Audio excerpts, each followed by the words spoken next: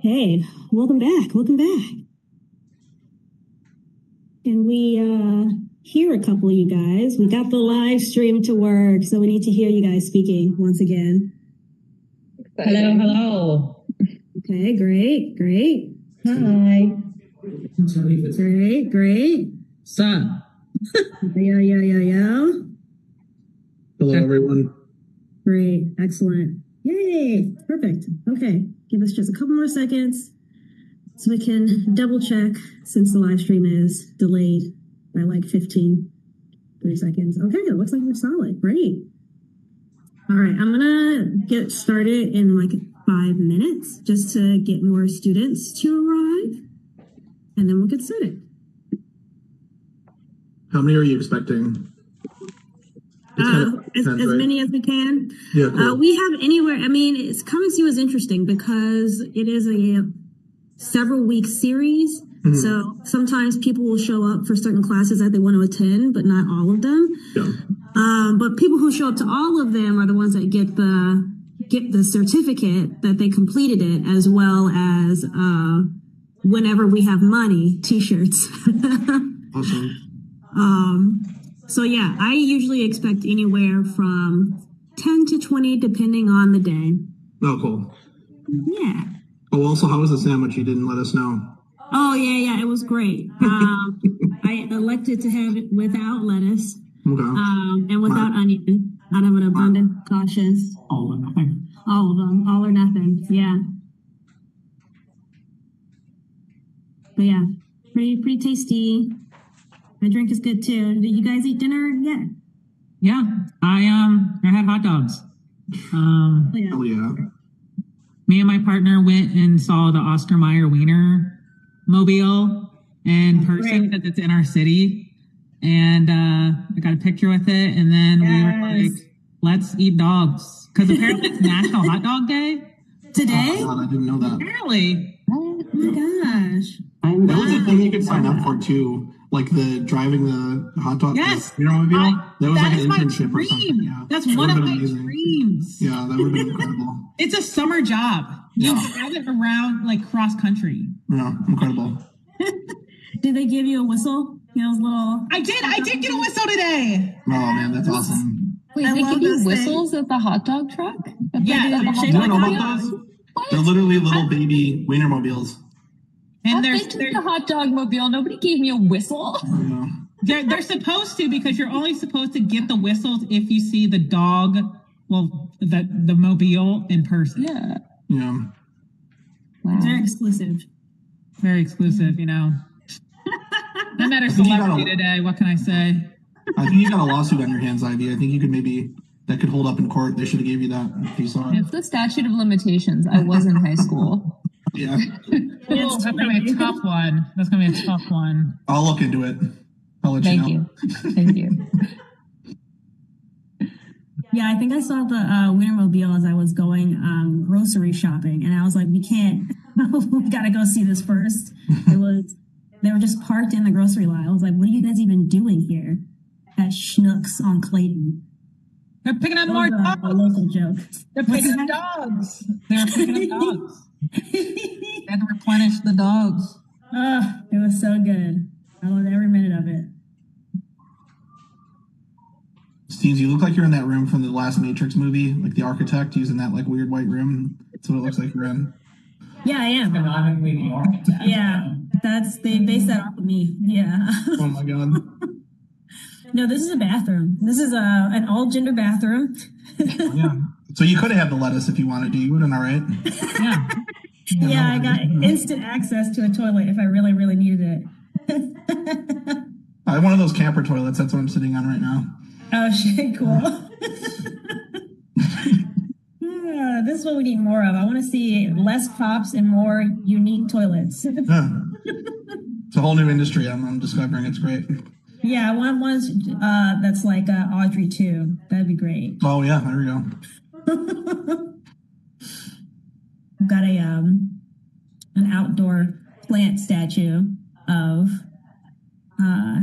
those plants, and I call it Audrey 3, 4, and 5. Aww. I like that. Did you see the Switch 2 camera? It's like the plant, the piranha plant. That kind of. Oh my God! Yeah, I did see that. See, Nintendo gets it. Maybe Nintendo should be the ones to make these alternative toilet seats. I mean, I would buy it. Yeah, I would buy it. So would I. So would I. More likely to buy that than another PlayStation that won't make physical sense. That's so depressing. It's so depressing. It's so depressing. I thought they retracted. They went back on that. I would hope so, but I don't think they did. All it did is really get me to decide to purchase some DVD-Rs. Yeah. They're getting hammered, though. They're getting tons of bad press, though, so it's, I don't know. They're going to have to weather the storm for a while because people are pissed. Yeah, me included. Mostly me. They're going to find out. Okay, anyway, let's get to it. All right. So welcome to Comics U, Class 4 out of 6. This is, we're starting up the new, no, this is class 4. Yeah. We're starting off the second semester of this year of Comics University. You should have gotten a pop quiz, and if you filled that out and you're ready to get graded for it, you can wave it in the air and Mikkel can come by and pick that up. For every right answer you get $1 to use in the store today. You get Betty's Bucks to be used. Some of these questions are pretty easy. I think you should just take it and guess. You never know. If you have missed a class and you would like to make up classes, we have 2 extra credit opportunities coming up. One of them is the Slice fundraiser event, which is this Saturday. It's called an Afternoon with Mr. Slice.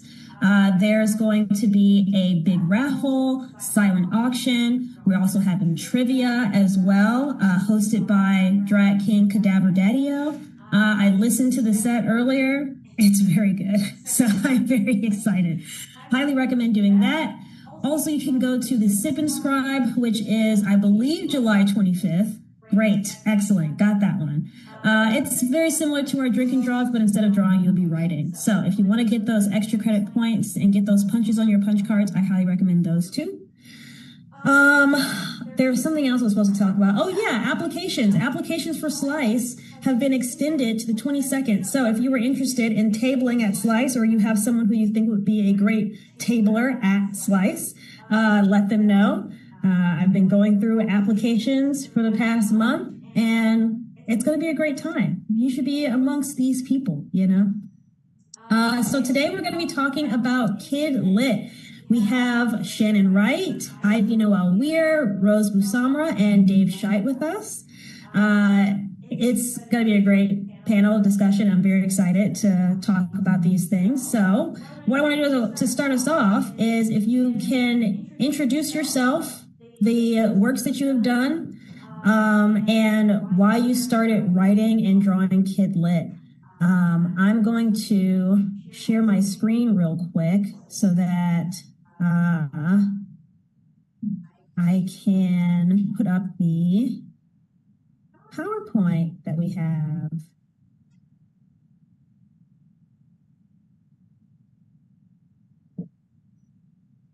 All right. Oh, no. Okay. Looks like we're starting with Dave. Yes, it is. All right. Dave, do you want to give us a little rundown of who you are and what you do? What if I just read this thing and didn't talk? I'm just going to read that. Yeah, I mean, it's your prerogative. No, yeah. So my name's Dave Scheidt. I'm from Chicago, Illinois. I write oh my God, I'm totally blanking right now. A middle grade series called Mayor Good Boy from Random House Graphic. And then I also did some books called Agents of Slam, Wrapped Up with Oni Press. And I've done tons of licensed stuff. Like I've done a bunch of Star Wars stuff, Avatar: The Last Airbender, Bendy and the Ink Machine I just did recently for Scholastic. And I kind of just fell into kids comics. I'm kind of I don't know. I just started making comics, like doing my own little self-published things, and I kind of just fell into it just because I think just a lot of the sensibilities and stuff kind of just fit what I wanted to do anyway. And I think there was a huge wave of like Kidlit stuff that happened in the last couple of years. It was already like people already doing self-published stuff in zines. So it's like a pretty natural progression for everybody who's kind of in Kidlit. They're already kind of doing stuff like that. So kind of a happy accident kind of thing, but I really like doing it. Nice. Thank you so much. We're excited to have you. Okay, Shannon. Let me unmute myself. My name is Shannon Wright. I am an illustrator, cartoonist, big daydreamer, from Virginia, still live in Virginia. I live in Richmond. And I am the co-creator of Twins that I did with Scholastic. What else do I do? I published Holding Her Own, The Exceptional Life of Jackie Orms. And that won 2 awards, the Coretta Scott King Honor Award and the Cybert Award. So I got to talk at ALA in 2024. That was really cool. And my newest picture book, Clothes to Make You Smile, Patrick Kelly Designs His Dreams, is a picture book about the amazing fashion designer Patrick Kelly that we lost far too soon. I do illustrations, I do editorial work. I kind of just go where I can get paid.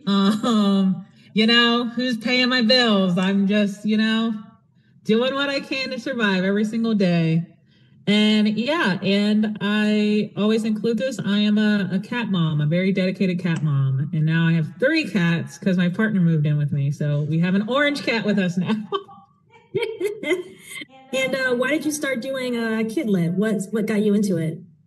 So I got into it after I had already left college, and I was getting approached to do picture books, and I was like, that's very interesting. I do love kids media, and I love drawing kids being weird and goofy and doing all this other stuff. And I kind of just fell into it. It was like one of those things that I didn't expect to happen because I went into my career with editorial illustration in mind. And then I kind of just fell into kids publication, and that's kind of just where I've been for a good while now. And I see myself being in there for the near future, and who knows how long, but I'm here to stay for as long as I can. Nice. Okay, Rose. Hi everyone. Thanks for having me. I am probably best known for my debut book, Frizzy, which I co-created with author Claribel A. Ortega. It won some awards. It won an Eisner in 2023. Also the Pierre Belpre Award. Super proud of those. And since then, I've been working on an original graphic novel called Gutless. It's like an epic YA. So I've kind of dabbled in both middle grade and YA. And I thoroughly enjoyed them both. I've been working as a comic artist and illustrator since I graduated college, like a decade ago. I have done some cover art, some work for IDW, some My Little Pony covers, but mostly comic work, some indie work as well. I just love comics, and the way I got into Kidlit was kind of like a winding road leading me there, where I wasn't really sure, even before I got into comics, I had thought maybe I wanted to get into animation. I just knew I wanted to do some kind of visual storytelling, and it just kind of fit, like Dave kind of said, fit my sensibilities, the voice I wanted to write from, the lessons I wanted to tell, the kind of humor I have as well. So I also plan on staying in it for a while. It's really, really fun. Yeah. Great. Thank you so much. Okay, Ivy. Hi, I'm Ivy Noelle Weir. I am a writer I always say I write things, mostly comics. I also work in the publishing industry at a graphic novel publisher. I'm the senior manager for communications, brand, and marketing at Inklore at Penguin Random House. So I'm on both sides of the comic book industry. I have written Archival Quality with Steens, co-created with Steens for Oni Press. And then I've also written The Secret Garden on 81st Street, co-created with Amber Padilla. Anne of West Philly, co-created with Maisha Haynes. Those are both with Little Brown Ink. And I have 2 more books coming out with Little Brown Ink. Oh, wait, I forgot about these. I also did Bountiful Garden, which was the series for adults about teens. And then way back in the early days, Steens and I did some work for Princeless and Deadbeats, which was an anthology series. So I've written for all ages and across different formats. I got into Kidlit. I feel like this panel, everyone's going, I don't know, it was an accident. It was also an accident for me. So after when we were publishing Archival Quality, our editor came to us and said, basically, if you remove some swear words and one graphic description of a lobotomy, we can bisect this as YA. Which they wanted to do because at the time YA comics were like booming. So I said, okay, made the adjustments. That got published as YA. And then I never thought I have friends from college that are like, it is hilarious that you write children's books because I curse like a sailor and I also like love really gnarly stuff. But after Archival Quality came out as YA, I was approached by Little Brown. They were looking for someone to work on their classic graphic remix series, which was middle grade. And I found that I really liked writing for children. I thought that I couldn't approach the same like complex emotional topics for kids that I did for adults, but I find that I actually have an easier and more fulfilling time approaching them for children. So I do see myself continuing to write for young people, at least for some part of what I'm doing as a writer, for the rest of my career, because I do find it really rewarding. Great. Awesome. Thank you. So I'm going to have the PowerPoint go through while we talk so we can look at some nice illustrations as we chat. But I want to just like hop right in. So I want to ask Shannon first. So you've worked on picture books and middle grade graphic novels. What is the biggest difference in the process between the two styles, working on picture books versus graphic novels? Well, straight off the bat, length is like huge. It's night and day. I can work on like a 32-page picture book, and within a year's time from like start to finish, and feel like I've had enough time to do everything. Where a graphic novel, I'm just like, well, you ready to commit 5 years of your life to this? And I'm like, I guess I am. In terms of styles and stuff, I get to work in like a larger formats and stuff. For instance, with picture books, I'm visualizing things in like whole spreads when you open up and and you're reading along. Whereas comics and stuff and middle grade graphic novels, I am looking at the whole spread as a whole, but I'm breaking everything down via panels and stuff like that, making sure everyone can read the story in a consistent way. Whereas picture books, I'm like really encapsulating, like I'm doing a big illustration per spread and stuff. Another big difference is, at least with picture books for me, is I will get the script and I like barely talk to the writer at all. I talk, like, for myself, the last 2 writers that I've worked with, we've become very good friends and stuff, but I wouldn't say that we were chit-chatting, like discussing ideas, going back and forth and stuff like that. I got their script. I sent my sketches. I got like a forwarded email back from an editor saying they love it. And I'm like, yay. And then we just move on. And then I guess sometimes I might meet them if we're on a panel or something together. So it's very different. I don't want to say it's less intimate, because my experiences with my last 2 co-creators, I've have them. They're really close in my life. But I don't know. It just feels like since you're working on such a huge body of work when it comes to a graphic novel, I think it does matter to kind of discuss that with your writer, what's going on. So yeah, they have some similarities in terms of like making sure page turns hit the same and stuff like that. But with picture books for myself, I can simplify my style a whole lot. And as of late, I've gone back to the traditional route because since I'm working with less pages, I can really just like cut up some pieces of paper and glue and craft and whatnot. Whereas graphic novels, if I were to do that for 200 something pages, I would probably be dead. So it just wouldn't happen. It just wouldn't occur. So yeah, those are the big differences. Yeah.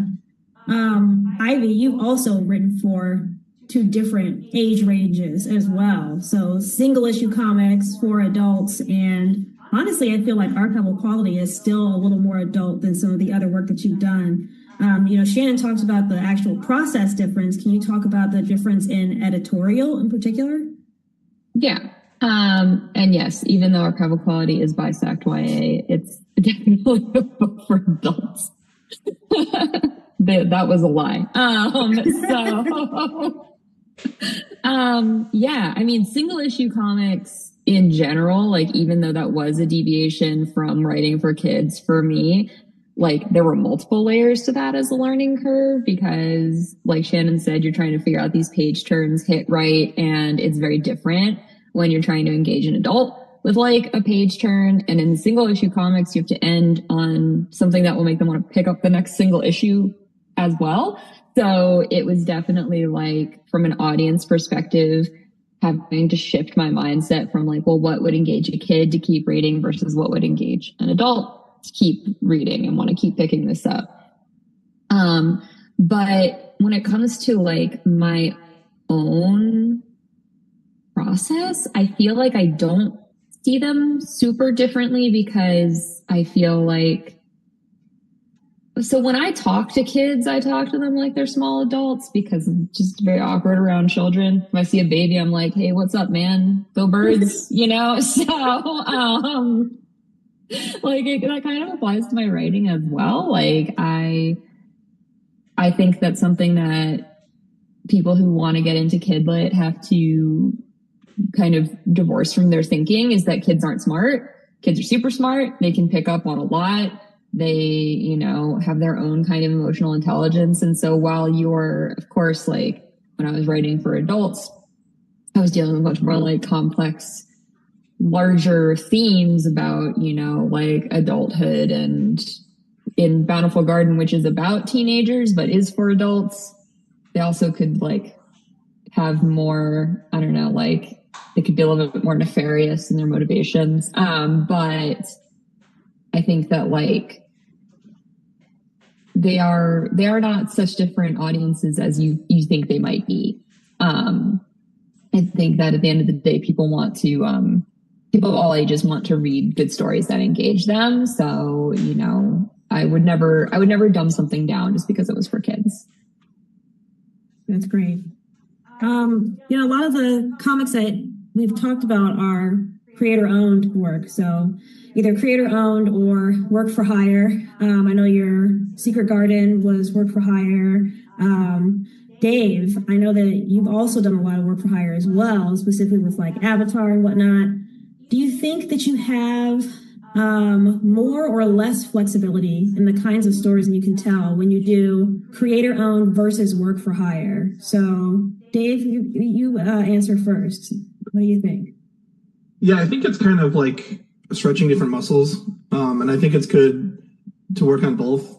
For me, my philosophy has always kind of been like one for me, one for them type thing. Because I think like, at least for the stuff I've worked on, right, like Star Wars, Avatar, Adventure Time, I've done some stuff with DreamWorks. A lot of times the stuff that I work on is already so well developed where it's not really hard to kind of come up with new things because you already have those character voices in your head, I mean, obviously there's different restrictions, but there's also like cooler things I think with the license work, because it's the possibility of like getting your name out there to a wider audience and all that. And I think one of the biggest perks of working on licensed stuff for younger kids is there's a lot of reluctant readers out there. And a lot of the times, if it's like a cartoon they already love, like to them, it's just you're creating something more of something that they enjoy. And like, I grew up, in the 90s where I could totally feel like reading could feel like a chore. It could feel like homework, And I think the most important thing is like if kids read something cool that they enjoy, they're going to seek more of that out, And when it's something that they already recognize and something that already means a lot to them, they're going to seek out more stuff and they're going to want to read more things because they enjoy that, So it's cool. It's like I said, it's just working different muscles and it's working in different kind of sandboxes. Obviously, my heart is always, going to go to working on stuff with my friends, like original stuff. But I love doing both because there's definitely two different, kind of outcomes and stuff like that. But I think, I don't know, sometimes when you're working on your own stuff too, you're kind of like staring at a blank page, as opposed to when you're working on a licensed thing. Usually how it works is you'll pitch like 10 ideas and then they'll pick 2 of 3, whatever idea, and then you work through that,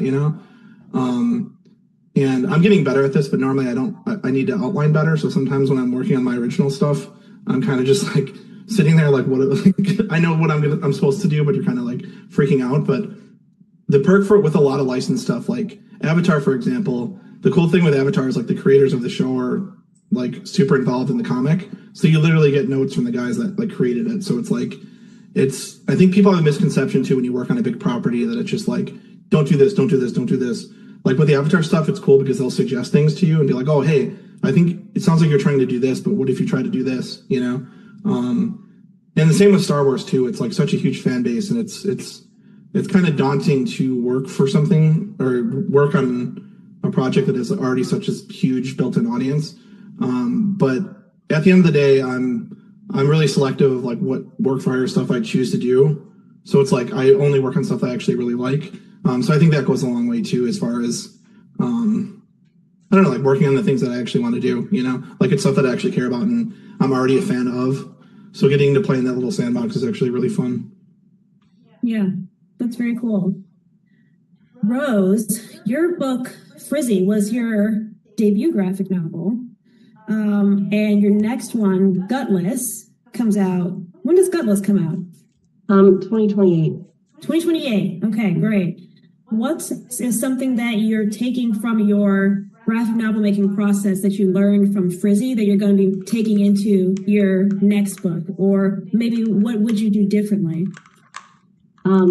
Well, I thought it was really interesting when Dave was talking about like the freedom versus of like having the creator owned work versus like original work, because when I started working on Gutless, even though it was an idea that I'd had in my mind for a really, really long time, and I feel like I had developed it a lot, I realized that I actually had more freedom with the creator owned thing because I felt like I could just let go of the writing part of my mind and, give that over to somebody else because the script was already done.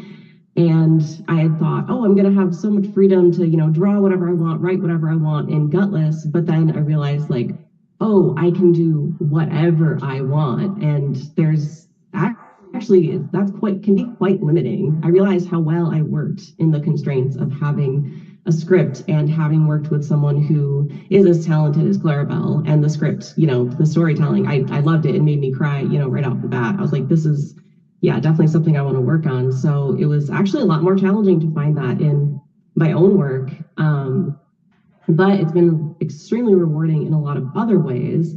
But, with Frizzy, I think I think it helped me a lot as an artist and especially as a graphic novelist, because making art and comics is so different, especially when you're making them for yourselves versus actually making a graphic novel, because there's an actual pipeline of checking in with people, the communication, thinking about the audience, like, is this going to work for YA? Would it be better as middle grade for whatever reason? Those are a lot of things to consider as well. So when you're staring at that blank page, there's like so many things bearing down on you. But in the end, it's been really rewarding. It just like it has taken a lot longer than I had expected, because like I said, that first project I worked on, I didn't even really, as I haven't developed my writing as much as my art. So I was new to like actually writing a book from beginning to end. And like even having, I learned so much from Frizzy and working on that and seeing the script that Clarabelle had made. And I was able to like take a lot of inspiration and cues from that. And it was it was still like a long like learning process. And I think in the beginning, like I just had expected it to take a lot less time than it did. And now I just realize like when you're the only one making all those decisions, like all the time that truly takes. But it's that much more rewarding as well. Yeah, it's good to recognize, what the process is going to be like moving forward. It's also good that you learned from it as well. I think a lot of people have this assumption that when you make comics, it's because you 100,000% know exactly what you're doing. Not the case. Yeah, there's a lot that you find out along the way, and especially with from one project to another, not even just being, oh, someone wrote this and now I'm writing this one. It's like each project has its own heart, its own message, its own theme, its own style. Like even just looking at the PowerPoint right now, Gutless versus Frizzy, it's so stylistically different. And not just because it's, many years now, I made Frizzy in 2022. Like the Frizzy style was very like, I developed it for Frizzy, and then Gutless, like I developed that for Gutless, like the way that it looks and feels. And I love graphic novels for that reason, and comics, because you can just like bring something totally different to each project. And yeah, depending on who you're working on, like they contribute ideas as well. And like, I love working with other artists and especially other writers, because they, have more experience than me. And yeah, people can bring like point out things in different perspectives that you would never think of otherwise. And yeah, that's what makes books so cool. Yeah, I love that. Another thing that separates Kidlit from other versions of being in the comics industry is in the marketing process and the promotion process, there are school visits. So school visits could be as big as, actually going to the school and like being in the classroom, to doing online class visits.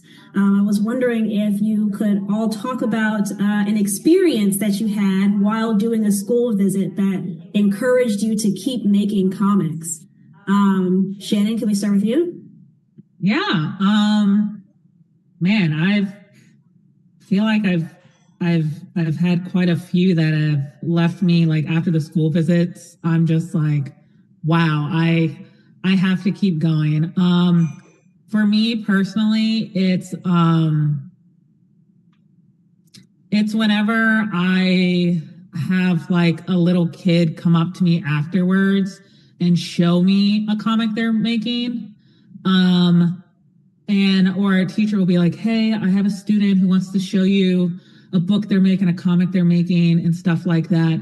And I straight up tell these kids, I go, this is insane. Cause they'll be in like third, fourth, fifth grade, maybe even younger. And I have to tell them I didn't even have the courage to start making comics until I was in college. So the fact that you guys are doing this at your age and you guys have a whole universe you've created, you have your characters, that definitely gets me in my feelings.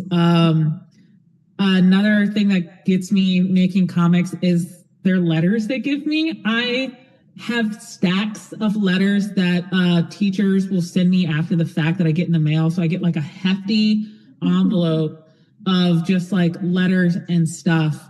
And I actually got a picture frame that you can like change out stuff. It's like you like open the picture frame and you can display stuff for that very reason. Cause I was like looking at their words saying like, keep going. Like you inspired me. I want to be like you when I grow up. And like some of them just straight up say, I love you. And I'm like, I met you for all of 20, 40 minutes and you are confessing your deep love for me. And I'm just like, I got to do it for the kids. I have to like, it's like in that moment, I'm just like, I think I can go another day.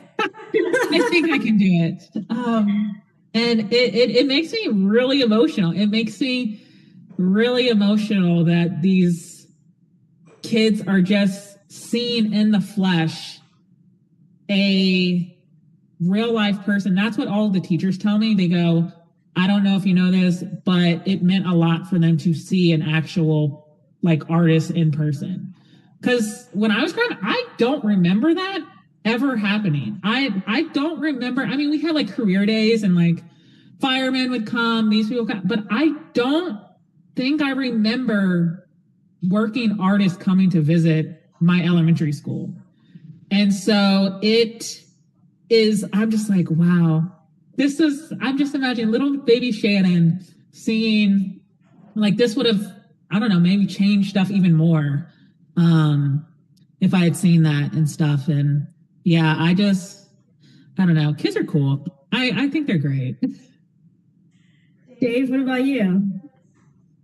Yeah, that's another thing too, is like doing those things, you get so emotional and like you don't really want to do it in front of the kids, especially with like me. I'm like this giant hairy dude, so it's like that's even weirder if I'm like I have tears in my eyes where like kids are showing me their like fart comics and stuff and I'm like freaking out. But you legitimately do have this like getting to school visits, library visits and all that. It's something I take really seriously because I mean I legitimately am able to be like the person I needed when I was growing up, you know, like you could be just this like cool adult who's just, you know, I have no reason to be, you know, to encourage kids with that sort of stuff with like, I'm just there and they love it. You know what I mean? Like, I mean, like you were saying, Shannon was saying, it means a lot to them. Cause they'll just come up and show me their comics and whatever. And like, to me and to Steens, like Steens is a friend of mine, like I'm just Dave, right? But like to these kids, I'm like the Mirror Goodbye guy. I'm like the whatever guy, you know, and it means like a lot to them. It's like a big deal. And I actually met Steens through one of the first kids things that I did called Wrapped Up. It's about like a family of mummies and it's like short stories. It's very like Saturday morning cartoon, kind of like spooky, whatever. And I remember I did a book talk at a library and we did the first volume of Wrapped Up. And the librarian who was running the book talk, like we were kind of doing it together. And they were like, you know, Milo, the main character, his favorite food's pizza. Do you guys like pizza too? And all the kids were freaking out. You know, everybody loves pizza. Then there's this one kid with his like hands folded. He was the only one who didn't have his hand up. And we're like, it's like, dude, you don't like pizza? Like, what kind of food do you like? And he's like, actually, I like fancier food, like fettuccine Alfredo. And like all the kids just like freaked out and like started laughing at him. Like literally everyone in the room were all dying laughing. Like to him, that was what fancy food is. It's like fettuccine Alfredo. And it was just so funny because you're just like, I think like when you do these things, if you're able to connect with that energy that the kids have, like they love it and instantly, like Shannon was saying too, it's like you're a big deal to them, you know, and like I don't know, it's just so cool because it's like, you know, an hour out of my day to go encourage kids that could change their life. It could, you know, create a lifelong love of reading and creating and all that. And it's like, for me, it's all I need to do is just say, oh, hey, I love this picture. Oh, this is really cool. Did you draw this? How long did it take? Like, it's not hard to encourage them, you know? And it's like, to them, it's like, it could be this canon event to them, you know? And that's something I take really seriously because it sucks being a kid, especially now, you know? Like, you always hear these, like, kind of like boomer complaints about, like, oh, kids these days, they have this, and this. It's like it literally sucks being a kid sometimes, a lot of the time. You don't have a lot of freedom. Everyone tells you do this, do that, do this, do that. So when they have little moments of like choosing the books they want to read or drawing the things they want to draw, that's like sometimes that's all they have outside of a whole regimented week of like school and work and, you know, home stuff. So it's like to even be like a little tiny part of that is like the best thing in the world. And it is a recharge. It's like, you know, comics are so solitary, you know, it's like you spend so much time doing it by yourself and, you know, maybe talking to friends or whatever, but it's like you make something and it takes years and years and years and suddenly it's like, it's more than just this thing you're working on. It's something on a library shelf or it's something a kid reads before they go to bed. And it's like, I don't know, it's like an honor being part of that, you know, like it's much, much bigger than we know it is, you know what I mean? Like you look at it in these little parameters and then it grows into this thing, you know, and it's really cool. I tell your fettuccine Alfredo story all the time. It's you know I was going to say that. Yeah. Oh, yeah. When you heard that thing, I was like, here we go, fettuccine Alfredo. I wrote that question because I was like, everybody needs to know this. Fettuccine Alfredo, the best, yeah. He was sitting up like this. He was literally like this, like with his arms folded like that. I like fettuccine Alfredo. All-timer. That's an all-timer. Yeah, classmates are great. Conventions are great. I actually met Rose for the first time at a comic convention at Children's Institute of Books or something like that. And yeah, it was just a really great opportunity to, make another connection with another creator. But Rose, do you have any experiences that you've had during these class or school or library visits?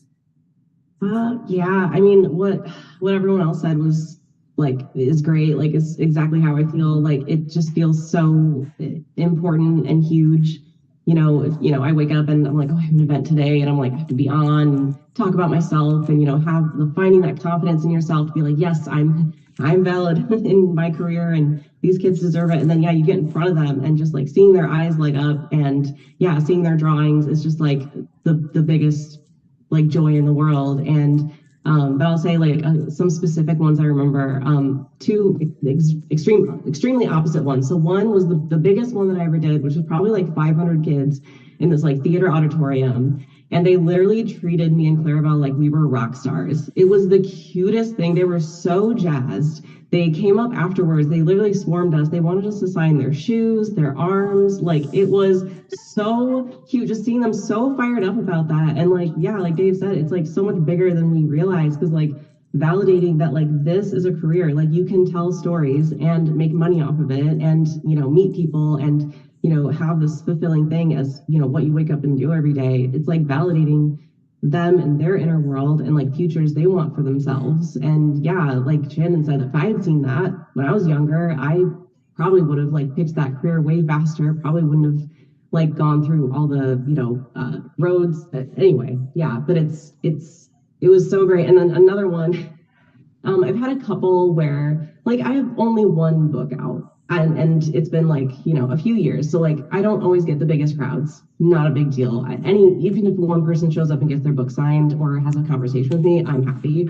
And there was one time when that happened where it was like it was at like a small bookshop in Royal Oak, and I think maybe 2 or 3 people showed up for the whole like 2-3 hours I was there. But this one kid sat there the whole time and talked to me about his like very epic like story, which I'm not going to recant here because I don't want anyone stealing it from this child. It was so precious, and it was so like better than a lot of things I read or heard. Like, it was genuinely an amazing story, and I was like, I just felt so special that like they trusted me with that. Like, they just seeing them like explain it, and like it's just kids are smart as heck, and it just feels so good to share that moment. It's like like igniting your inner kid again and remembering like what it feels like to have that spark again. It's super special. Yeah. Ivy?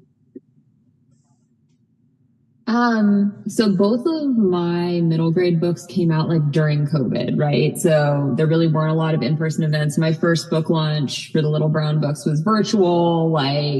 So I didn't do like a in-person kid event until sometime later. And I did the Silver Unicorn Bookshop in Acton, Massachusetts, Kids Graphic Novel Festival, which is amazing. It's a great festival. I got to meet so many cool people there, but a little girl was like hiding behind her mom and like didn't want to come up to the table for me to sign the book. And I was like, oh, that's cute. She's shy. And then her mom was like, no, you're her favorite writer. And I was like, this guy? I was like, no, because I'm nobody. And it was just this moment where, like everyone else has said, I was like, oh, like, this is so serious. And I have such a debt to these kids. And if they are going to think that I am this like cool person, then I need to be that cool person. And so I've had the honor of having a couple of states and cities choose either Secret Garden or Anne of West Philly as like their one read for all of their students, which is such an incredible honor and absolutely trips me out every time it happens. Just the idea of that many kids reading our work is wild. But I got invited to go to Nashville because it was the city of Nashville's one read for, I think, 6th grade, and of West Philly. And they invited me to come be a guest, give a talk. And it ended with a trivia competition because it was like their Battle of the Books thing. And I sat and watched them do trivia about something I had written. And they were getting like super competitive, and they were like, it's a pinky promise she makes, you know, like they were like so into it. And at the end, I got to give like the trophy to the winner. That was like what I was there for. And it was just like, I don't know, I just felt like I owe them. Every time I sit down to write, and like writing sucks. I love it. It sucks. I love it. It sucks. And every time I sit down to write and I'm like, I don't feel like this, I think back to like moments like that. And I'm like, no, like this needs to be good, and it needs to be meaningful, and it needs to like, I owe them, you know, and they do keep me going. They're so motivating. Occasionally I get like stacks of letters from my publisher, like Shannon was saying, and I read through them and I'm just like, this is wild. Like, you're really thinking about this stuff. My favorite one of those, and then I'll stop talking, was at one kid sent me a bunch of bookmarks that she had like made for me, of like drawings, but they all said Property of Ivy Noelle Weir on them, which is like such a classic kid thing. Like, you gotta put that on stuff. And like, I treasure those bookmarks very deeply. Yeah, the letter aspect of it is just like, it's so nice because it takes effort to write a letter. And the fact that they take that time to write it all out and then give it to you is really important. And I think something that Shannon said kind of rang true to me was that, you know, that these kids are looking at a possible future for themselves, you know? I was at a class visit and someone gave me a letter. The name was Ozark, and I was like, I know you made up that name from the Ozarks. And they were just like so happy to see a non-binary cartoonist in the flesh. And I was like, oh yeah, that is a part of me. That's really cool that you like recognize that. And you also, like, you never really know what these kids are going to pick up on too, or what they're going to like say. I did another class visit where everyone's questions were all about comic making. And one was like, so like, are you a gamer or something? What is this coming from? And they're like, well, you have like a gaming chair. And I was like, oh, yeah, I do have a gaming chair. It's also a really good drawing chair.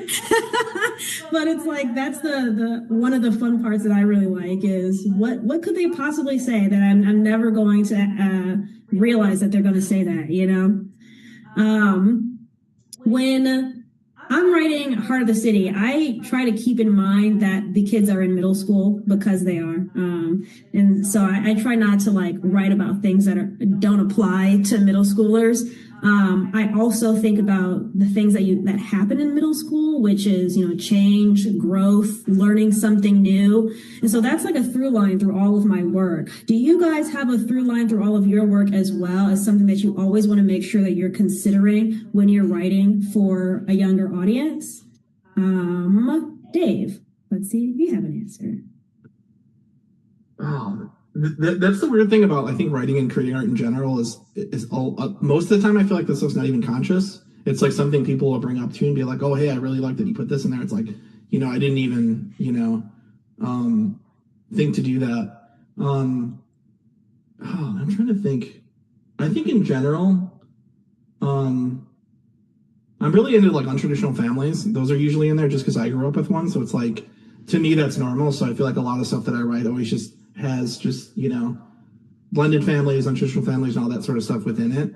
And again, that's something that someone just like pointed out. And I think that's something that other people will find, and they'll point it out to you, and then it kind of unlocks a part of your brain. You're like, oh my God, that's what's in my art. That's what I've been putting in there. And I think there's a lot of, like, at the end of the day, it's like, I think book publishing, like, it's a business. So it's like, there is like a marketing angle as far as like who this book is for. But generally, like, I don't like to like, I don't know, like, I don't like doing like, oh, this is a boy's book, this is a girl's book, this is whatever. So it's like, I grew up with my sister. My sister's like my best friend as a kid, you know, and we grew up together and always hanging out. So there's a lot of that. I think in my books, a lot of just like you know, in pop culture, it's always like brother and sister, oh, they just fight and they hate each other, but it's like, that's like kind of played out to me. And that absolutely happens. Like I got in fights with my sister and all that, but it's like we were friends too. So it's like, for me, that's a big part of it too, is like there's a lot of that in Mayor Good Boy where there's a little bit something for everybody in there, I think.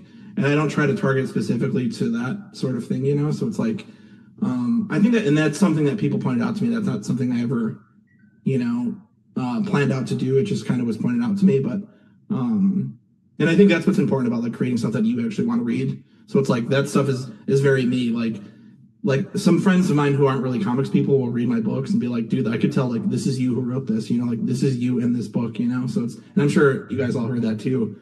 Just in general, it's like people find these little parts of you in these books, whether it's conscious or not, you know? Yeah. So I think that's just I pull stuff from everything and put it in my books. So yeah. Nice. Yeah. Shannon, what about you?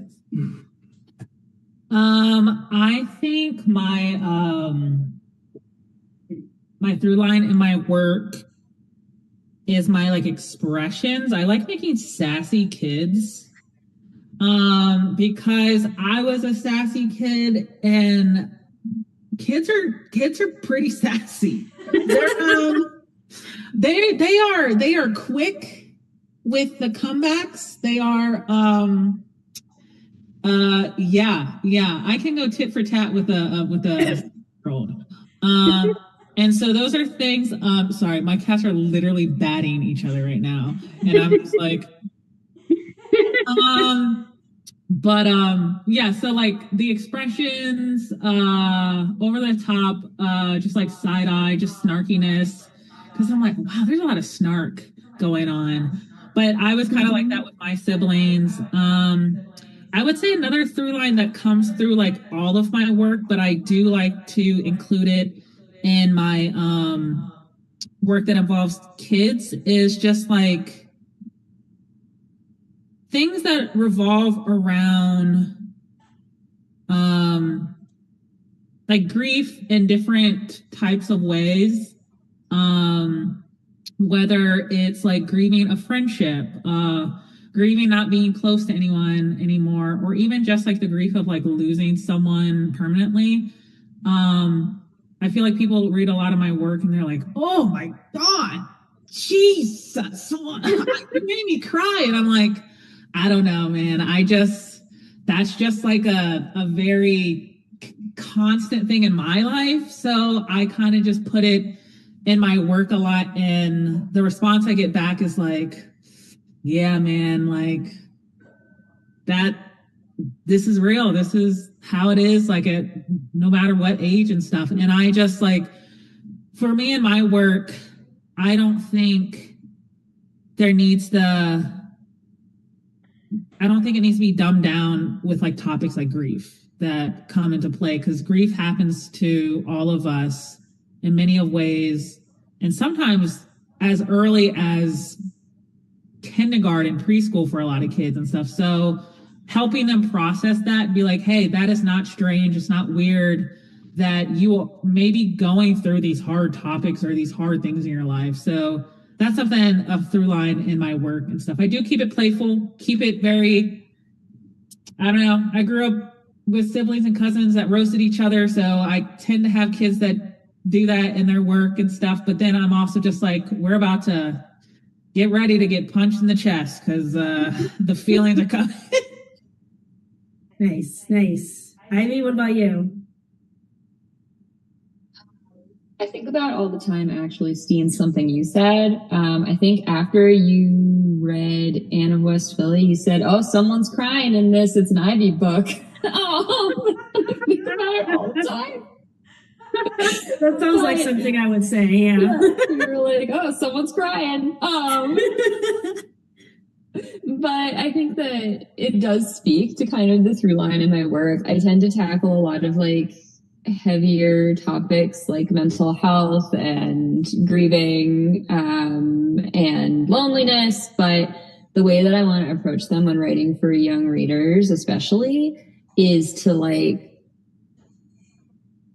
it's about accepting those parts of yourself, and not like, it's okay to cry, it's okay to feel like these like heavy feelings, You know, and you can still be a kid. You can still have good moments too. Like, these things do not have to define you.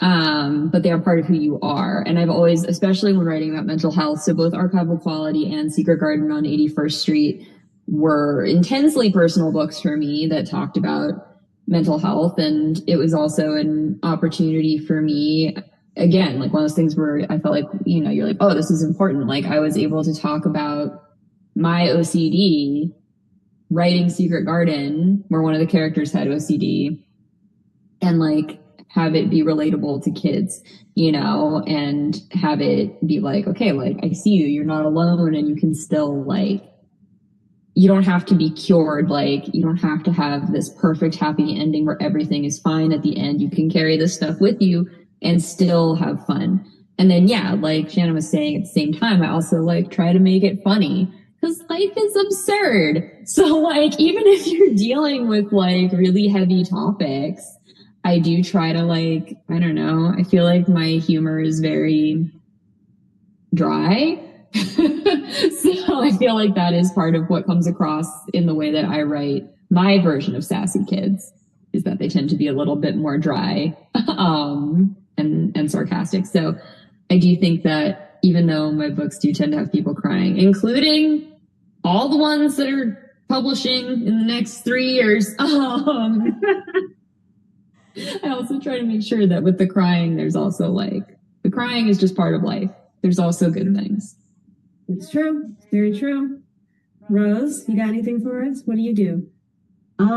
Yeah, I feel like I realized the biggest thing, and it's something that inspires me in other stories that I love. I enjoy, like, the stories I latch onto are stories about, mostly self-acceptance, and like the way that, like, not just loneliness and like trauma and grief, like those are things I deal with, but like deeper, like the loneliness and the feeling that you don't belong, and that finding the worth in existence, which sounds super heavy for a kid's book, but actually, like, you know, like we mentioned, like, kids deal with all kinds of grief that is very deep, and especially for children, because it's their first time experiencing these things, and kids lose people, and it's hard, and it's, you know, they find comfort in these stories. And that's like the biggest thing that I want to do, because like I grew up with like struggling a lot, like loneliness, feeling like I didn't belong, feeling like I was thrown into new situations constantly, and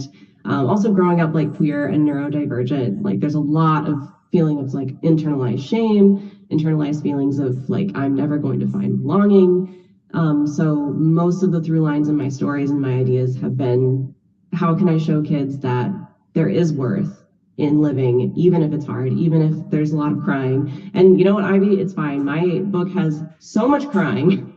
I was like, I had to like take a second and be like, it's okay. It's about emotions. It's about the emotions, especially like, I don't know, for kids' books, like kids are so emotional. Like they're just little balls of unregulated emotion.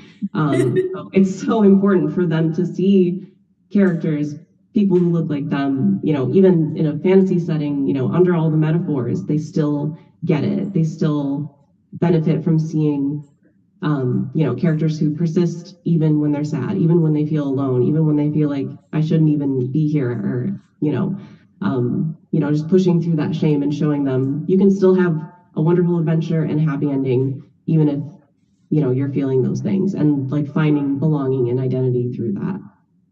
Yeah.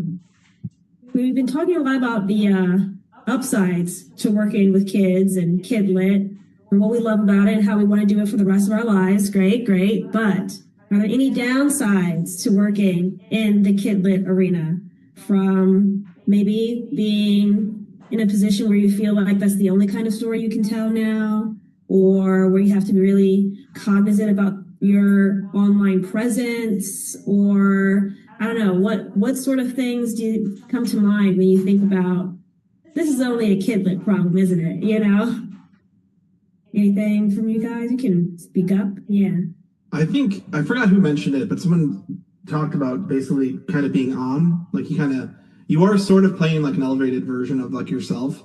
And And I'm just like, I'm hyper conscious of that to the point where sometimes it stresses me out a lot, like worrying how I'm coming across, you know? And I guess everybody deals with that, just whatever. But I think with kid stuff, it is like a thing where they already have this like preconceived notion of you, you know, and like who you are. And that could be kind of stressful, kind of like and then I think once you're in the zone, you match your energy, it's like fine. But like for me, like the buildup of it is kind of a little bit daunting, you know, because especially I think a huge learning curve too is like I don't have kids. So like, and like, none of my siblings do. So it's like, I'm rarely, before I started doing kids comics, I was kind of rarely around kids outside of just like, you know, I don't know, family events or something. So kind of learning that too is a learning curve as far as like how, I don't know, just how to act and everything, you know, like that's definitely something, you could write a million kids books, but like, if you don't really know how to connect with them or talk to them or whatever, you know, like that's a whole huge thing. So I think, as far as like downsides, I don't know. There's weird stuff like they always say not to read reviews, right? Like that's a big no-no, right? Don't go on Goodreads. Don't do that. There's a lot of like weird stuff where, you know, I make stuff mainly for like middle grade, and we'll get reviews for like we'll get Mayor Good Boy reviews, for example, right? And it'll be like full-grown adults, and they'll be like, "Oh, they never explain why the dog talks." It's like, you know, I'm making this book for like fifth graders, right? Like this isn't like. That's the whole point is like, it's a fantasy world, whatever, you know? So you get like weird stuff like that, which is kind of like, back to being like sassy, you kind of want to sometimes clap back, be like, this is literally for children. Like, I'm not making this for you, you know? And like that's definitely like a strange thing to kind of get used to. And just the preconceived notion sometimes of like comics not being like, real books. Like when I do comic conventions, I get that a lot where parents will come up and be like, a little kid will, oh my God, hey, look, this book looks cool. And then a parent will be like, oh, you already bought comics. You need a real book. Blah blah blah blah blah. That's another thing where I like have to check myself. I don't like flip out on someone's parent, you know, and being like, "This is good for them." Like, what are you doing? So honestly, it's like the kids are perfect, right? It's like the adults involved in between that, whether it be parents or library patrons or book banners or whatever. It's like that whole thing sucks, but the kid stuff rules. It's just like all these little weird obstacles around it, you know? Yeah. The parent part is really interesting because, you know, my strip is a newspaper strip and it had been collected. And when they collected it, they put it with the middle grade stuff. And so the idea is that they want me to write for middle grade, but I know the majority of my readers are over 60. So it's like really interesting and kind of confusing about, you know, what is the truth? Who am I actually writing for? Ivy, what about you? So I have a Kidlit wardrobe that I wear to events because I dress in all black all the time.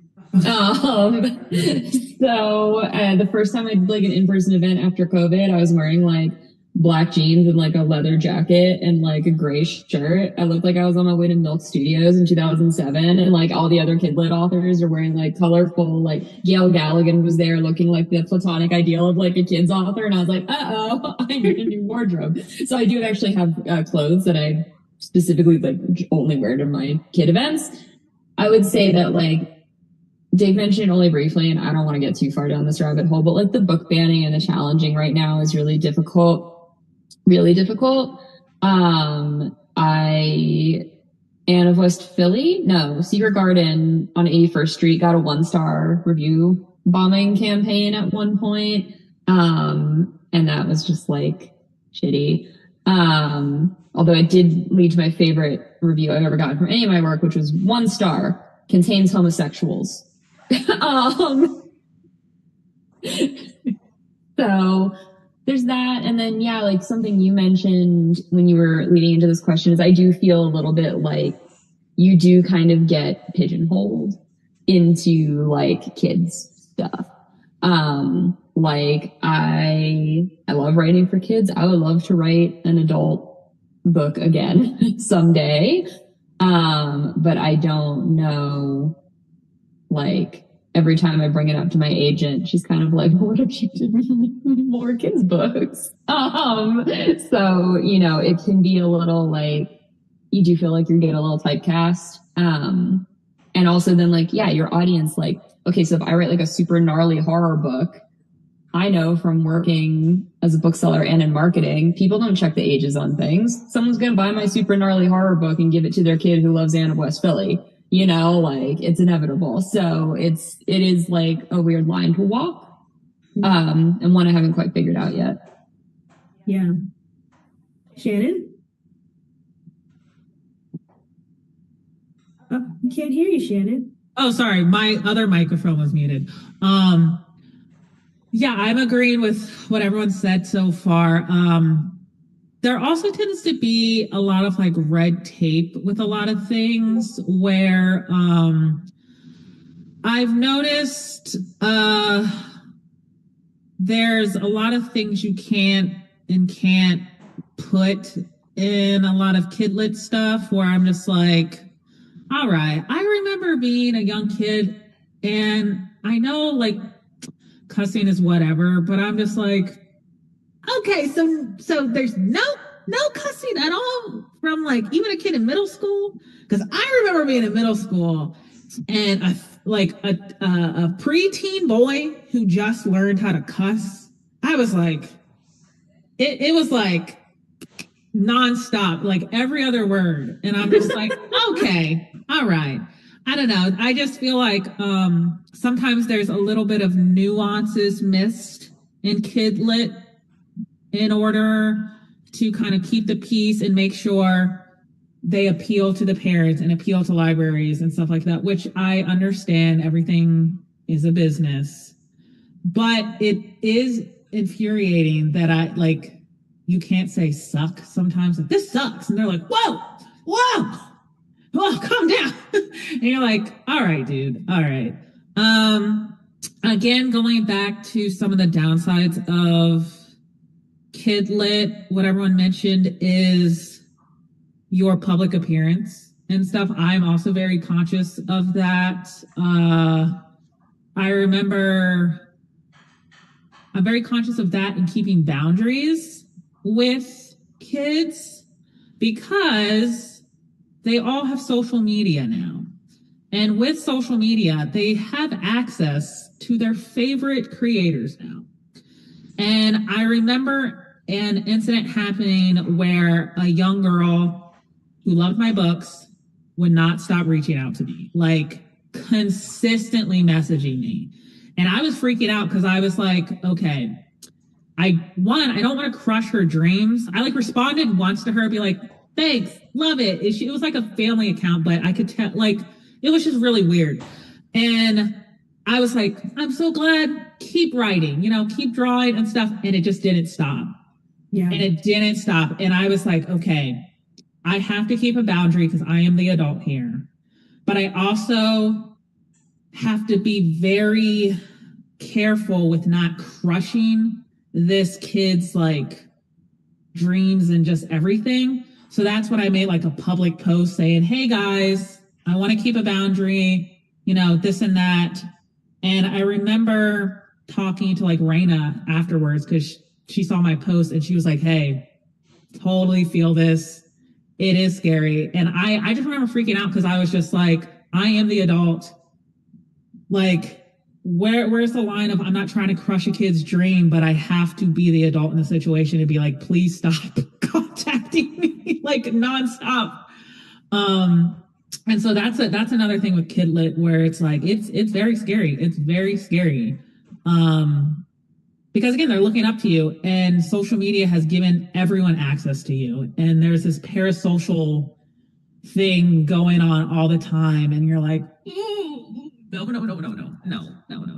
So that is something I'm consistently aware of trying to keep that balance and being like, parents, please be aware of your kids trying to get in contact with their favorite creators and stuff. I know it's a matter of like love and admiration, but it teeters a line that can go into bad places. And there are people who take advantage of that.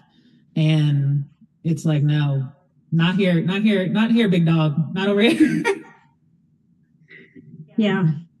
Rose, what about you?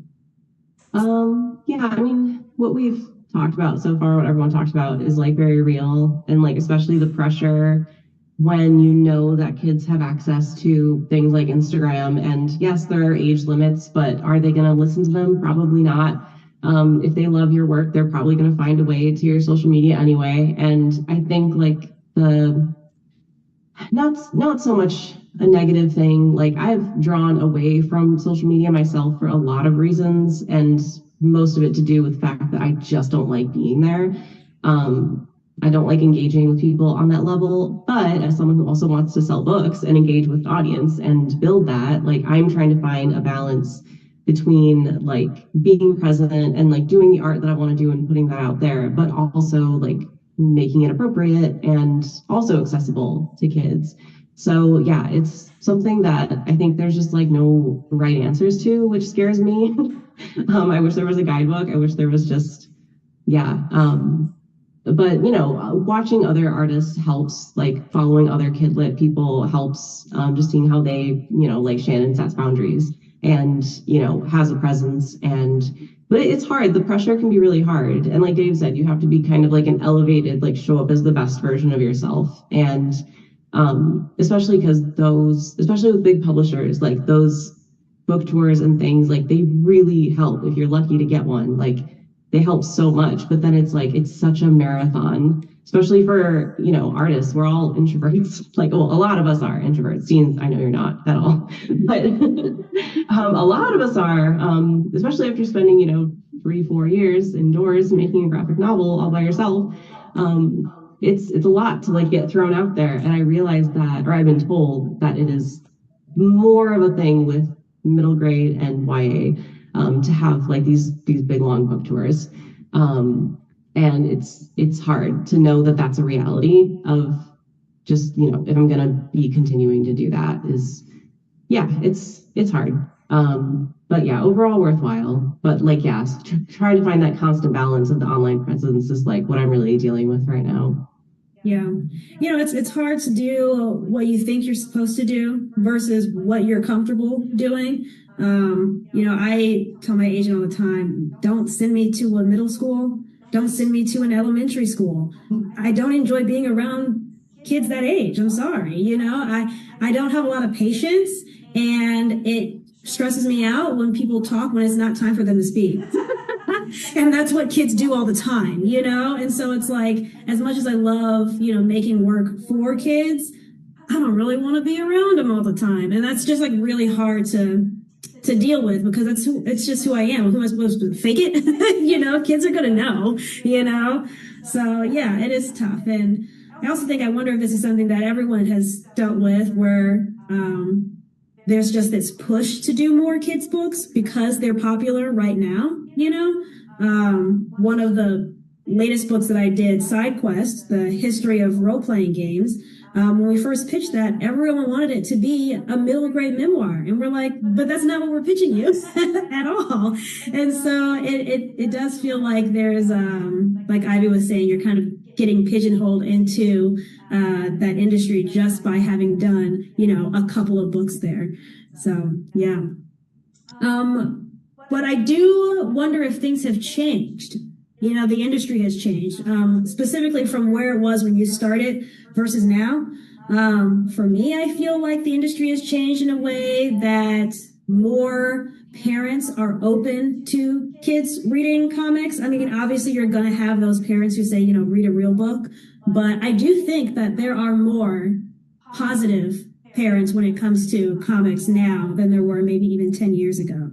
What other changes have you seen in the industry overall? Ivy, do you have anything?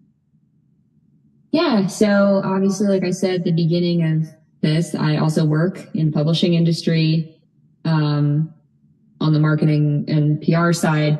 So one of the challenges actually that I should have mentioned from that is that I'm constantly, because I have to think about what's marketable and saleable all the time, I am my own worst critic, because I'll have an idea and be like, that won't sell, which is so bad because that's the death of art. But I have seen the industry change significantly since, believe it, it's almost 10 years since our Cover Quality came out. I know. Death comes for us all. 10 years ago, I feel like I remember one of the first signings I ever did for Archival Quality. A woman brought her kid, like her teen daughter, up and said, did you do all the anime in this? And I was like, what? She's like, all the anime on this? And I feel like I don't get questions like that as much anymore. I feel like as a rule, parents are a little more savvy to the graphic novel concept. I'm not referring to it all as anime. And I will say that, like, on the industry side, like, so I work at primarily a Yowie publisher. We publish shrink wrapped books.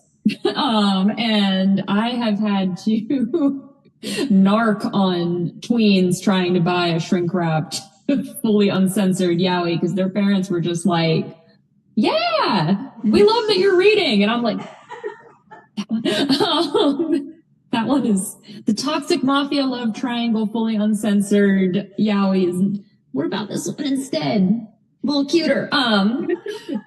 But I mean, even that, like, I feel like that is a change. Like the fact that they're willing to just be like, oh, you love this? Like, yeah. And even if I have to go, not that one, then, seeing that it is cool. And I do feel like, since I assume a lot of people who are attending this are interested in, like, getting into Kidlit, one of the things that I can tell you as someone who is in the industry on the publishing side is that you are going to hear over and over again, oh, it's boom and bust, right? It feels like with middle grade, especially, there's this like old timey stockbroker, like buy, sell about middle grade.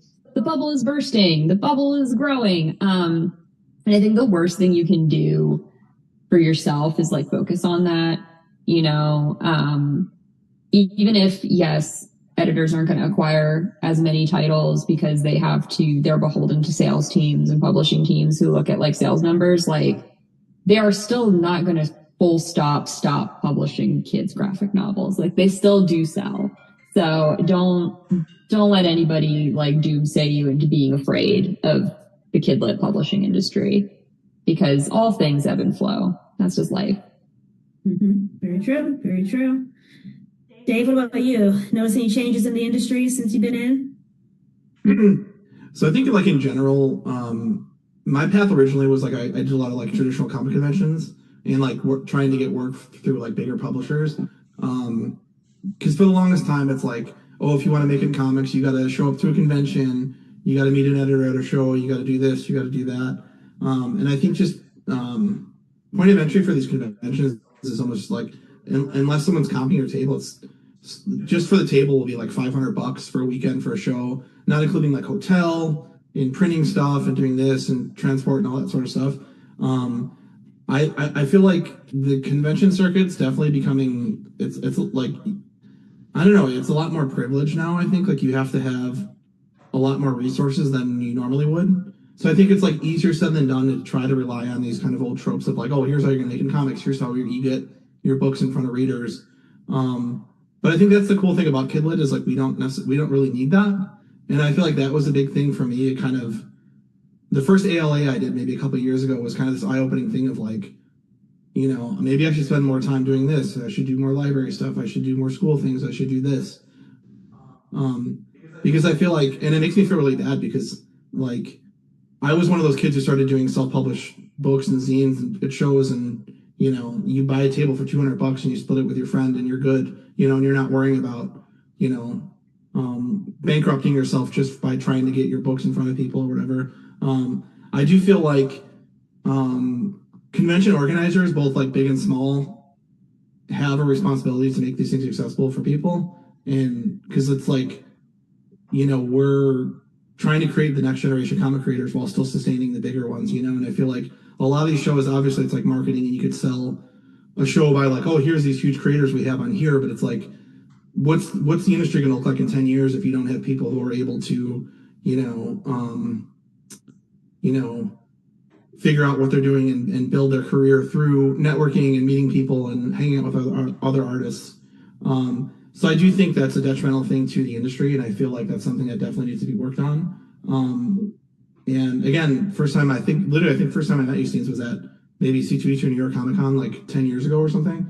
And Probably. like, I don't know, those things, like they're fun, but they're like, again, you're worrying about all this money you're spending just being there on the weekend, you know, and it's like I think that's a huge disservice to creators in general to not include these people within this community too. You know what I mean? Because these are the next, possibly the next superstars in comics, you know, and you might be, you know, the person you waitlisted on an artist daily table potentially could be like the next Dave Pilkey in 10 years or something, you know, like you don't know that. And some people need that sort of stuff. I needed that, not necessarily like validation, but I needed conventions where like nobody bought my stuff, you know. I needed those conventions where like I had a really nice dinner with friends and got to know them. Again, Steens and a bunch of friends years and years ago. It's like the community is super important, and I feel like COVID really screwed up a lot of that. The community in general of just like, you know, it kind of turned the industry upside down as far as like you always hear these traditional paths. You got to do this. You got to do this. And I feel like post-COVID, it's kind of like, well, what do you do though? You can't afford comic conventions, and there's no more this and this and this.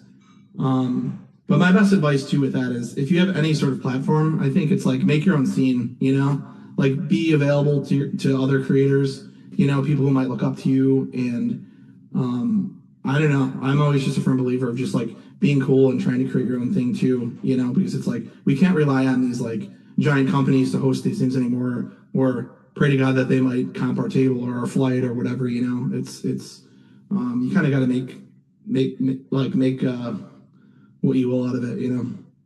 Yeah, absolutely. Yeah, I don't think too many attendees recognize how much the cost is at these conventions, you know, because you're totally right. Where these tables used to be $200 and you could split with a friend, now that they're $500, it's like, well, I guess I'm not going, you know. And then people always ask me, who is established, what do you do about conventions? And I say, I only go to ones that I'm invited to, you know. And so how do you tell a new person, oh, just go to the ones that the convention invites you to? That's not real advice, you know. So I do think you're right that COVID definitely changed something.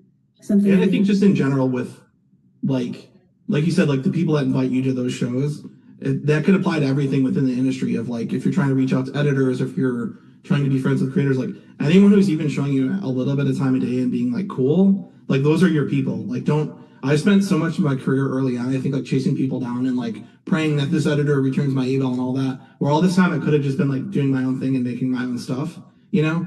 And like that's another thing too, is like comics is so much about like chemistry and who people want to work with, you know. And like if you're cool, like you're gonna find your people, you know.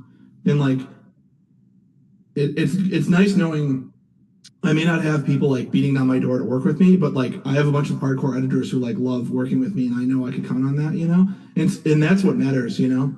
Like I think people get in their own head about like being this like superstar or doing this or doing that, but it's like, you know, if you have people who respect what you do and enjoy it, like if you find your people, like that's the most important thing I think in comics, is just like finding your community, you know. Yeah. Shannon, have you noticed a difference in the industry? I have. Listening to Dave talk, I've definitely noticed, and this seems to be the case for a lot of industries, the rise of like influencers just kind of becoming the standard of who they reach out to and stuff. Because I sadly have applied to you know, try to do tours and stuff, because I think one of the things people don't realize is like most touring is done independently. Your publishers, I had to have a very wake up call that your publishers for the most part aren't organizing you tours. And so I tried to put a tour together, and I remember I reached out to a bookstore, and one of the questions on their form that you had to fill out was asking about follower count. And I was like, don't like this at all. And I stopped applying there immediately. I was like, I can't get behind this new wave of people only considering artists and creators if they have a certain amount of followers and stuff like that. Because like Dave mentioned, you're missing out on so many great people who maybe just don't have a social media presence or didn't buy, however many followers and stuff like that. And I'm just like, you're missing out on so many great artists and storytellers because they don't have 1,500,000, whatever many followers and stuff. And so that's another thing that I've noticed with the industry where 10, 15 years ago, it definitely felt like it was very indie. It was very like everyday, normal folks who just for the love of it were showing up and stuff like that. And now it's very much people are looking at your internet presence. What can you contribute numbers wise and influencer wise? And it's just like, that's not what I'm here for. Like, even I feel like I've been in the game for a while, and even on my Instagram, I have yet to break 10K followers. And I feel like I've been stuck in this weird number for the past like 6 years. And I'm just like, I don't know what is going on with the algorithm, social media. But if you aren't vibing with my work because I don't have 20K followers, then I guess it is what it is. But I'm just going to continue to show up as my genuine self with or without the follower count. So that's a huge thing I've noticed, not just in the book sphere, but just a lot of industries where they're not even looking at your work first and foremost. They're like, okay, what is your follower count? Like, how can we use that to our advantage? And I'm like, I don't know, that just feels a little grimy to me. Yeah, I mean, it's miserable that this is the reality, you know? And then, I think about how there are so many creators that you can find at like small shows. Not to plug Slice, but to also plug Slice. We really want to focus on making sure that maybe this could be someone's first tabling experience, And so that means that you need folks on the backside judging and making sure that new creators get a seat. And then you're going to need editors to leave their homes and go to these small shows. But then that means that you're going to need a marketing team that pays for those editors to go to those shows to find those creators. And then you're going to need a CEO who is A-okay with taking a chance on somebody who doesn't have 10,000 followers, So it's a whole system that is set up that it's set up for people to only do well if they have a head start, So really, really tough. Rose, you have anything to add about this? Not really. Just like what everyone else has covered. But the social media thing is like the biggest thing I've noticed, especially because I always had a big social media following, in the pre-career, when I was just doing my own thing, really just posting fan art. I mean, it's how I got the notice to do graphic novels, was just posting fan art basically. But it used to be that, I could post something, that would get popular, and then it would make the rounds and I would get a bunch of new followers. And I can post something that I can see on Instagram that literally only 10% of my followers actually saw. And those statistics are just crazy to me, just with how fluid and open it used to be. And just how it felt more organic in the beginning of social media. And now it's just very much you need this number of followers to even get seen, or this number of reels per week, or, we're all just having to put so much of ourselves out there that, a lot of it, the work is getting lost. That's why I think the biggest thing with social media is just, showing up, just, doing the silly fan art, just posting whatever it is that you are doing that, is bringing you joy, and letting people find you. But it is really sad that I also thought convention circuits were going to be a much bigger part of my career, because that is the part that I enjoy more than social media. It's I can show up and be, on and talk to people about my craft for, 4 to 5 hours. And I love that. And I love the one-on-one, in-person interaction so much more than getting a DM, as much as I appreciate them. But yeah, it's just sad that like those avenues are getting less and less accessible. But yeah, there's still great organizations and people out there, like Slice, helping, uplift. So yeah, it's not like a lost cause. I think that it's gonna come back around, especially just living in Michigan and seeing, just in the Metro Detroit area, especially because we just have so much art and culture around us. Like there are so like every summer, like there's so many little art festivals and craft festivals, comics, more and more independent comics festivals as well popping up. So there is great work being done on the ground floor, and my hope is just that like keep trying to show up to those things and contribute to those things, and give those things attention, and hopefully, yeah, we will keep uplifting artists. And like I have always heard, especially early in my career, was like, instead of looking up to people, look around. And I love that, conventions and indie stuff like allows us to really do that and create that community. So yeah, I think there's still ways, but yeah, it's definitely changed a lot.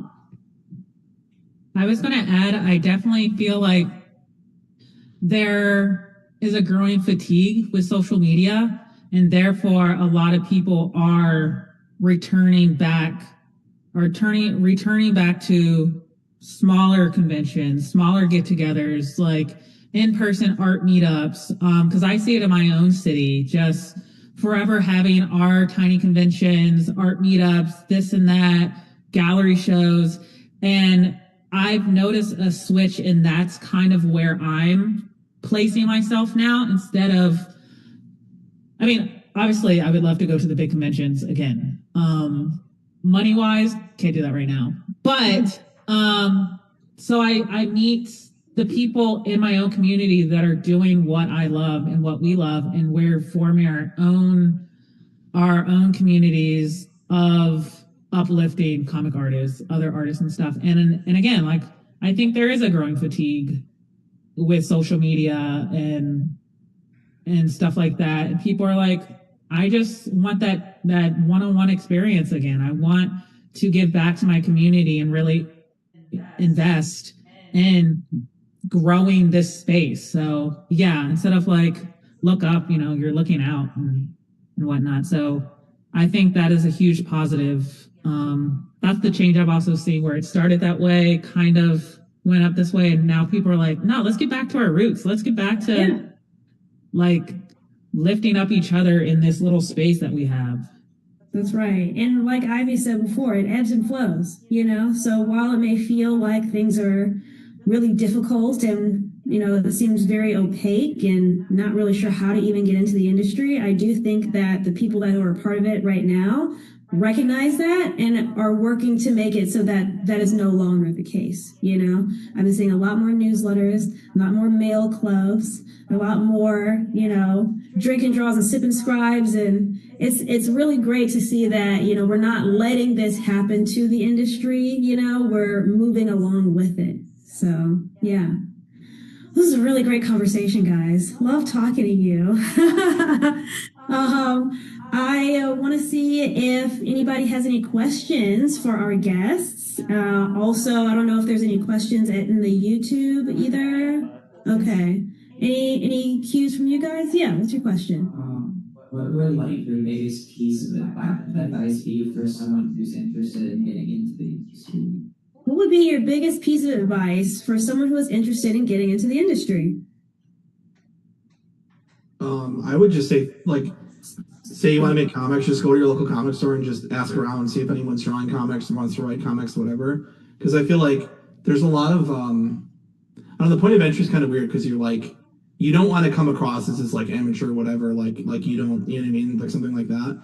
But I think the coolest thing in the world, especially with the comics, when I was talking about community, is like having your kind of like class, right? Having your group of people, right? Like, again, me and Steens, like we have a group of friends that kind of like we connected with years and years and years ago, and then we're doing stuff kind of on the same level. And it's cool because it's like you're sharing both your accomplishments and your failures and all that together, but having like a group of people and a little community that everyone's trying to do it at the same time, like, is the best. And that almost sometimes is my favorite part about comics in general, is just having a group of people around you doing what you're doing and trying to make it and doing that sort of thing. So like you need that. You need someone to complain to. You need someone to freak out about. You need someone in your script to check out. You need someone to, give you art tips or whatever.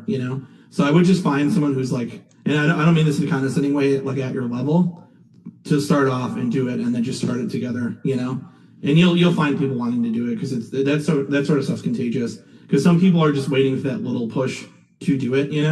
So it's like just putting yourself out there is very scary and daunting and all that.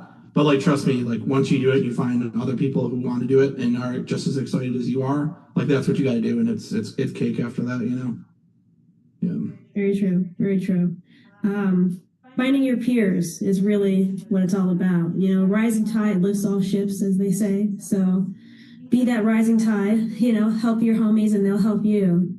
So, and I just think in general too, it's like, years and years and years ago, I think you should never try to compare yourself to other people as far as like their career path. So it's like when you have a group of people being like, oh, hey, my buddy Dave did it. Oh my God, that means I could do it too. Like you share each other's victories. Comics is a team sport. We're all rooting for each other for the most part, So that's a huge part of it. It's just having that of like that little push of like, oh, well, like I'm one of the dumbest people I know, and if I could do it, everyone else can, So it's like, it's cool though. You see it, it's like, this is an actual person that I know is getting published by this company, or they just got this and they got this, it's like a real thing to have that, and like the last thing you want is to be on social media and just look at everybody's wins, because nobody's posting, hey, I got 10 rejections today. Hey, I got 10 editors ghosted me. Blah, blah, blah. No one's posting that. They're only going to post their book deals. They're only going to post their announcements, all that. So it's like, just find your people and just don't compare yourself to other creators, One of the things I found really interesting during Emerald City Comic-Con this year was that Friday was like dead. And Thursday was super, super busy. And typically with conventions, it kind of like goes from lowest to highest, where Saturday and Sunday are the most, well-attended days. But to see that Friday was like so dead, all of us were like, oh my God, none of us are going to make any money at this show. And when we were eating together during dinner, I was like, so how's everybody doing? Like sales wise? And everyone was like, terrible. So it was, even though it was a negative thing that we were all dealing with, we were all dealing with it together, and it kind of made it feel a little better. But you're totally right. No one talks about all the rejections that they get, because no one wants to be a downer. But when you're friends, that's the sort of stuff that you talk about, Very good question. Thank you. Any other questions from the students today? Doesn't look like we have any from our YouTube. No? Got any problems that you need advice for, perhaps? No? Okay, you guys have any questions for each other? Shannon, Ivy, Rose, Dave? No questions, but I will add on to the thing about your peers, which is that I actually did a similar panel recently, and someone was like, I'm really shy and I'm really worried about networking, because I feel like I don't know how to do it. And I was like, same. I am somebody who found out about like my neurodivergence later in life. And I was like, oh, okay, I figured out my own way to do this. And like, there are so many ways you can find your people that you don't have to be the person that like just walks up to somebody and is like, hey, here's my comic, give me your comic. Like you can find people in different ways, and like, there is a path for it, even if the idea of like networking makes you super uncomfortable. I met Steens and Dave like 10 years ago. And, seeing us all like come up together, like I've seen all of us have success, and I am somebody who literally is so awkward at parties. So like, don't let that be like scary to you. Like you can still do this and like stay in touch with people in ways that make you feel comfortable and still find that community. It's very true. Very true. And you never know, like, the ways you become friends with someone, like I think, Rose, I saw you in the lobby, and I was like, I saw you on the internet. What's up? Yeah. And that's literally what you said. Yeah. And, it's maybe that's a kind of a wild thing to say to somebody, but, it worked out in the end. Or like, Shannon, you shared a room with me and my twin when we went to Emerald City one year. So it's just like, it doesn't always have to be like you're at a show and you're networking with a capital N. Sometimes you're told by your boss to take the author out to dinner and you go and you meet Dave. So it's like, you never know what can happen. So keep your options open. And I'll be real. Some of my connections have literally begun because we just started talking about yaoi. And I remember it was like a couple SBXs ago.